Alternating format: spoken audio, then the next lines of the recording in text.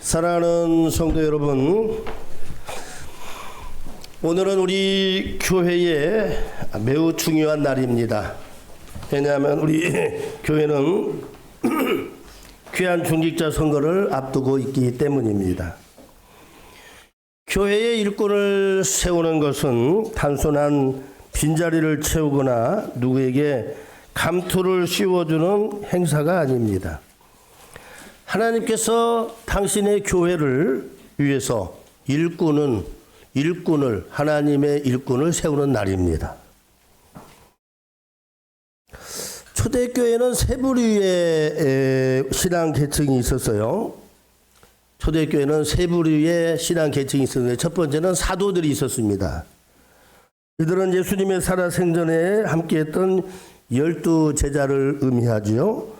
정확히 말하면 예수님께서 부활하신 후 12 제자 중에서 예수님을 팔아넘긴 가룟 유다를 대신해서 제비뽑기로 선출된 마띠아와 예수님을 실제로 보고 함께한 11 제자들을 사도라고 불렀습니다. 그 다음에 폭넓은 의미에서 제자들입니다. 오늘 본문에 보면 사도행전 6장 1절에 보면 그때의 제자가 더 많아졌는데 이때 이제 제자는 12 제자를 넘어서 성도들을 의미하는 것 같아요. 한번 6절 1절 한번 읽읍시다. 시작. 그때의 제자가 더 많아졌는데 헬라파 유대인들이 자기의 과부들이 매일의 구제에 빠짐으로 히브리 사람을 구제 받는 그걸 받아야 될 사람이 빠지게 되었다 그 말이에요.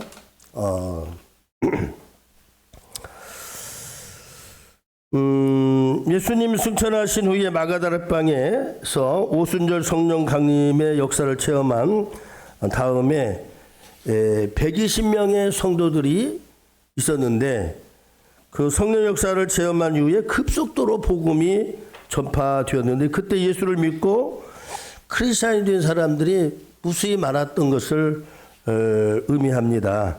그래서 성경 주석가 렌스키라고 하는 분은 아마 이때의 성도가 예루살렘 교회가 2, 3만 명은 되었을 것이다.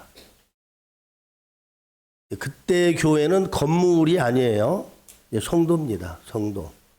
건물이 생겼을 때는 주후 500년이 지났을 때에 건물과 해당되는 교회에 해당되는 그런 본격적인 그런 교회가 생겼고 그전에는 개인적으로 이렇게 우리식으로 말하면 구역식으로 점조직으로 또 특별히 모일 때는 어떤 다른 방법으로 이렇게 모이는 그런 형태라고 할 수가 있습니다. 어쨌든 여러분 짧은 몇 년 동안에 예루살렘 교회가 급성장을 하게 되었습니다. 놀랄만한 폭발적인 성장을 하게 된 겁니다. 자, 이런 제자들, 그 다음 세 번째는 7명의 사람들입니다. 오늘 초대교회에서 뽑은 7사람들입니다. 집사라는 말도 없고 권사라는 말도 없고 장로라는 말도 여기 성경에는 알 수 있어요. 그들은 교인들로부터 칭찬받는 사람들로 택함을 받아 사도들은 그들을 안수했습니다. 오늘날 그들은 교회는 집사라고 부르기도 하고 권사라고 부르고 장로라고 부르게 되는 것입니다. 좀 더 정확히 말하면 지금의 이제 집사는 교회에서 이제 이렇게 교인들이 뽑아가지고 세우는 분은 안수 집사라고 하고 예전에 서리 집사라고 했던 그 집사님들은 오늘날 집사라고 말합니다. 그러니까 여러분 총회적으로 헌법적으로 이제는 서리 집사가 없어요. 그냥 집사예요, 집사. 예전에는 그 집사가 됐다 안 됐다 그래가지고 서리 맞은 집사다, 서리 집사 그랬는데 지금은 1년에 한 번씩 갱신을 하지만 집사라고 그냥 말하고 그 다음에 변치 않는 분은 안수 집사, 권사 이렇게 표현을 합니다. 자, 이렇게 교회 일꾼을 택하는 일은 교회 장로직의 기초가 되었고 이것이 지금의 대의 대의 민주주의 기초가 되었다는 사실을 여러분 이제 알아야 되겠습니다. 교회 일꾼을 선출하는 선거를 할 때에 두 가지의 문제가 있다고 생각합니다. 하나는 교회 직분을 무슨 공무원 관직이나 또는 회사에서 직급을 받는 것처럼 생각하는 사람들이 있다는 거예요. 그래서 교회는 몇 년을 다녔으니 집사가 되어야 하고 안수집사가 되어야 되고 장로가 되어야 되고 권사가 되어야 된다라고 생각하는 교인들도 꽤 많이 있다는 겁니다. 100% 틀린 건 아니지만 맞는 대답은 아니에요. 또 하나는 여러분 집사, 권사, 장로직에 대해서 냉소적인 태도를 가지는 그런 입장도 있습니다. 나는 장로나 집사나 권사나 그런 자에는 관심이 없어. 너나 해. 에? 이런 감투 좋아하는 사람이라 받는 거지. 이렇게 말하는 사람도 잘못됐어요. 무관심 내지 냉소적인 반응, 조소하는 태도를 가진 사람들이 있습니다. 둘 다 잘못됐습니다. 사랑하는 성도 여러분, 이 시간 분명히 하고 싶은 것은 교회 직분은 감투나 명예가 아닌 주님이 세우신 하나님의 교회를 더욱더 든든히 하고 성장시키기 위해서 세움받은 하나님의 일꾼이고 하나님의 종이라는 사실을 꼭 기억하시기를 바랍니다. 일꾼이요 종이지만 하나님의 일을 하는 사람이기 때문에 그 직분에 대해서 경건함과 귀함을 알아야 됩니다. 또한 바라기는 여러분 우리 모두가 영광스러운 장로의 직분, 안수집사의 직분, 권사의 직분도 받고자 하는 사모하는 마음도 있기를 원합니다. 왜냐하면 이 직분은 세상의 직분과 다르기 때문이에요. 세상의 사장, 회장, 그것도 다른 거예요. 영적인 축복이기 때문에 그래요. 여러분 하나님 나라를 위해서 온몸과 마음과 물질을 다하여 충성하고 헌신할 때에 하나님께서 그 직분을 맡게 하신 하나님께서 영적인 권위도 주고 삶의 축복도 부어 주시는 줄로 믿습니다. 자, 오늘 본문 말씀 본문의 초대교회도 큰 부흥 위에 찾아온 내부의 갈등이 있었습니다. 1절에서 말하는 구제의 문제로 원망하는 사람들이 있었다는 거예요. 여러분 교회는 원망하는 사람, 그런 사람들이 있으면 안 됩니다. 그러니까 뭐가 문제가 있을 때문에 원망을 했는데 사도들은 이 위기를 미봉채로 덮지 않고 사람들을 세워가지고 정면으로 돌파했습니다. 오늘 우리가 던지는 한 표 한 표가 우리 교회에 어떤 문제든지 해결하고 하나님의 말씀이 흥황하게 되는 걸음이 되기를 소망합니다. 아멘. 그럼 여러분 어떤 기준으로 어떤 마음으로 일꾼을 세워가야 될까요? 오늘 말씀에 보면은 세 가지 기준을 제시합니다. 한번 6장 3절 말씀 시작. 성령과 지혜가 충만하여 칭찬받는 사람 몇 명? 7을 택하라. 우리가 이 일을 그들에게 맡기고. 첫 번째 성령 충만한 사람을 이렇게 찾아 맡기라는 거예요.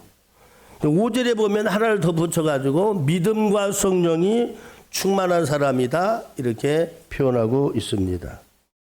믿음과 성령이 충만한 사람은 어떤 사람이냐? 하나님에 대한 굳은 신뢰와 성령의 인도함을 받아 이제 성령을 체험하고 삶의 모든 영역에서 하나님의 뜻을 찾아가는 사람, 하나님의 뜻대로 하려고 노력하는 사람, 이런 사람이 믿음의 사람이고 성령의 사람이에요. 교회는 인간적인 계산으로 되는 게 아닙니다. 인간적으로 힘을 내두는 게 아닙니다. 믿음이 충만한 사람이 필요합니다. 사람의 생각으로 하는 것이 아니라 하나님을 굳게 믿고 신뢰함으로 하나님의 뜻을 진득지 끝까지 따라가는 사람. 개인적으로는 여러분 물질적으로 손해가 되고 육체적으로는 피곤해도 여러분 받은 은혜가 크기 때문에 기꺼이 자기를 헌신하고 주께 충성하고 쓰임받은 사람, 이런 사람이 믿음의 사람이죠. 믿음이 충만한 사람. 성령이 충만한 사람이라면 영적 성숙도를 의미합니다. 받은 은혜와 사랑이 크므로 늘 하나님과 깊은 교제에 힘쓰고 성령의 임재와 성령의 충만함을 이제 늘 사모하면서 살아가면서 성령의 열매가 주렁주렁 맺어가는 사람, 이런 사람이 성령이 충만한 사람인 줄로 믿습니다. 아멘. 이 믿음과 성령이 충만한 사람은 예배의 중심에 서는 사람, 예배 중심에 서는 사람이 중직자가 되죠. 기도의 자리를 지키는 사람, 이런 사람이 중직자가 되죠. 내 뜻보다는 하나님의 뜻을 앞세우는 사람이죠. 율법적으로 의무적으로 신앙생활을 하는 것이 아니라 은혜로 하는 것입니다.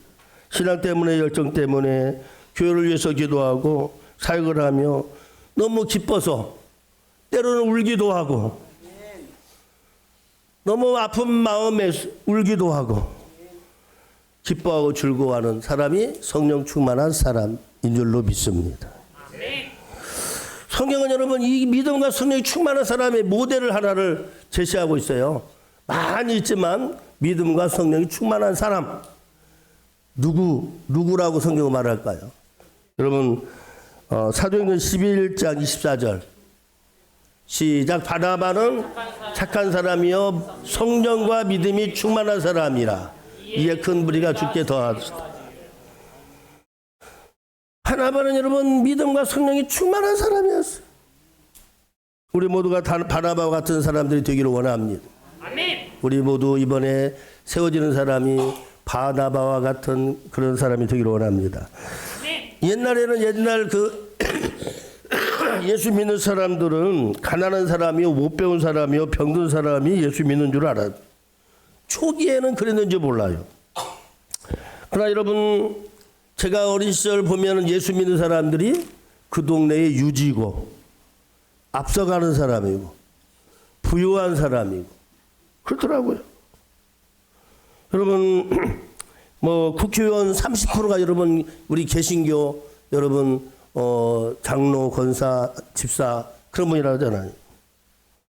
바나바도 바로 그런 사람이었습니다. 큰 부자였어요.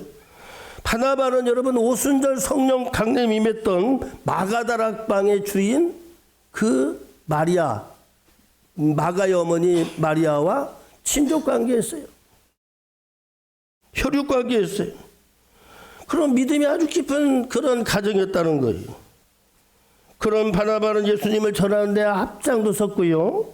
사도 바울이 사도가 되는데 처음에는 여러분 이 바울이 사람을 예수 믿는 사람들을 막 핍박하고 막 죽이고 이런 일에 앞장선 사람으로 인식이 됐잖아요. 이 바울이 변하는 걸 보면서 이거는 하나님이 선택한 사람이다. 이거를 분명히 알고 이 바나바를 통해서 일해야 되겠다. 그래서 바나바를 제자들에게 소개하고 그러니까 사도들에게 소개한 사람도 바나바요. 또 이 바울이 하나님의 일을 이방인 선교를 앞설 때에 여러분 재정적으로 후원하고 실제적으로 같이 따라다녔던 사람이 누구예요? 바나바예요. 얼마나 위대한 사람이면 누가복음을 이렇게 기록했던 누가는 바나바를 착한 사람이요. 예? 교회는 착한 사람이 되기를 원합니다. 아멘. 예? 교회는 착한 사람, 바나바처럼 착한 사람, 믿음과 성령에 충만한 사람이었더라. 아멘. 좀 크게 하시나요? 아멘. 여러분 이번에 택함 받은 분들은 착한 사람이요, 믿음과 성령이 충만한 사람이 다 되기를 원합니다. 아멘. 여러분 제가 이런 말씀을 꼭 드리고 싶습니다. 개인적으로 생각할 때에 그럼 제가 발표를 안 해드렸잖아요. 이제 좀 지나면 발표를 해드렸는데 에이 그런 사람이 나올 사람이 개인적으로는 있을 수 있겠다는 생각이 들어요. 그러나 여러분 입 다무시기를 바랍니다. 예? 여러분 하나님의 일은요 하나님이 하시는 거요. 아멘. 내가 하는 게 아니야. 아멘. 저도 많이 실수를 했어요. 우리 교회에서 내 교회 우리가 오기 전에 했던 분도 한 분이 생각나고 내가 전에 있던 교회에 어떤 분이 신앙생활이 엉망인 거예요.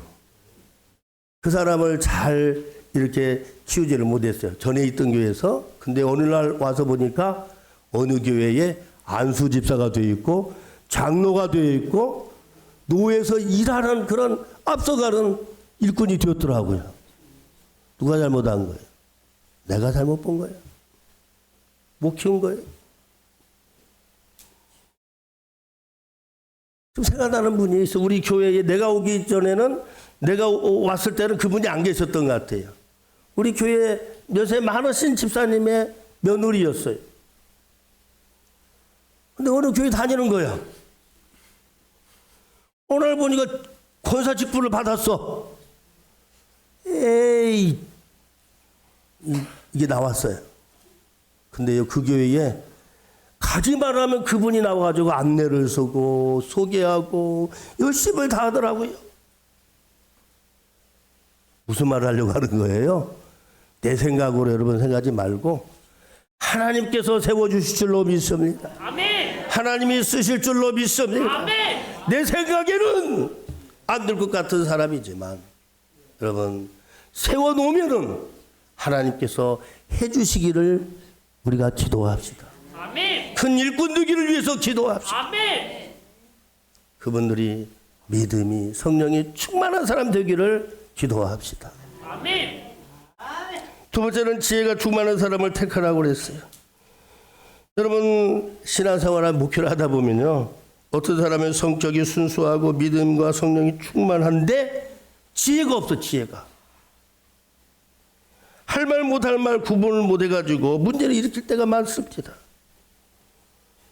여러분 어떤 정신적으로 약해서 그런 게 아니에요. 다 괜찮아요. 그런데 그런 실수를 해요. 성령 충만함과 열정이 오히려 덕이 되지 못하고 교회 부담, 목회자의 부담이 될 때가 있더라고요. 지혜로운 사람은 어떤 사람일까요? 분별력 있는 사람. 여러분 사리를 판단할 줄 아는 사람, 예? 교회 조직을 이해할 수 있는 사람, 앞뒤를 가릴 줄 아는 사람, 이런 사람이 지혜로운 사람이에요. 지혜는 여러분 많이 배워서 되는 건 아니에요. 여러분 은혜가 있어야 돼요. 아멘. 사랑이 있어야 돼요. 아멘. 갈등을 조절할 수 있는 사람, 덕을 세우며 복잡한 문제를 은혜롭게 풀어가는 사람. 어떤 사람? 바나바와 같은 사람. 다 바울을 싫어했어요. 바울만 여러분 포용을 한 거예요. 그리고 바울이 바나바를 틀렸다. 바나바가 바울을 이 제자들에게 인도해 가지고 이 사람은 이방인을 위한 선교사요. 여러분 이 사람을 받아들입시다. 그래가지고 예전에는 기독교인들을 핍박하고 예수님을 핍박하던 바울을 데려가지고 이렇게 소개함으로 바울이 위대한 사람이 된 줄로 믿으시기를 바랍니다. 아멘. 세 번째는 여러분 칭찬받는 사람을 택하라고 그랬어요. 아무리 기독교인이라 할지라도 사회를 떠날 수는 없어요. 여러분 저는 믿음 인도를 하고 신앙생활 열심히 한다고 하고 신앙의 큰 은사를 체험했다고 하는 사람도 칭찬 듣지 못하는 사람이 있더라고요. 결국 일꾼이 된다는 것은 교회 안에서 있는 인정받은 사람이 돼야 되겠고 세상 사람들한테도 인정받아야 되겠고 아멘 좀 하고 아멘. 하나님으로부터 인정받는 사람이 될 수 있기를 원합니다. 아멘. 이래 전도문이 열리고 신앙의 모델이 될 수 있잖아요. 결국 이러한 무리는 이 기준에 따라서 이 초대교회는 7 집사를 선택했고 그들에게 안수했습니다. 결국 어떻게 됐을까요? 마지막 절 다시 한번 시작. 하나님의 말씀이 성장 완성하여 예루살렘에 있는 제자의 수가 성도의 수가 더 심히 많아지고 허다한 제사장의 무리도 기에 목적하니라. 아멘. 여러분 우리 교회도 일꾼들이 세워지고 임직을 받게 되고 교회가 더욱더 믿는 사람들이 많아지고 흥왕해지고 주의 복음이 확장되고 여러분 넓혀지기를 간절히 주의 이름으로 축복합니다. 아멘. 소원합니다. 아멘. 기도하겠습니다. 사랑의 하나님, 오늘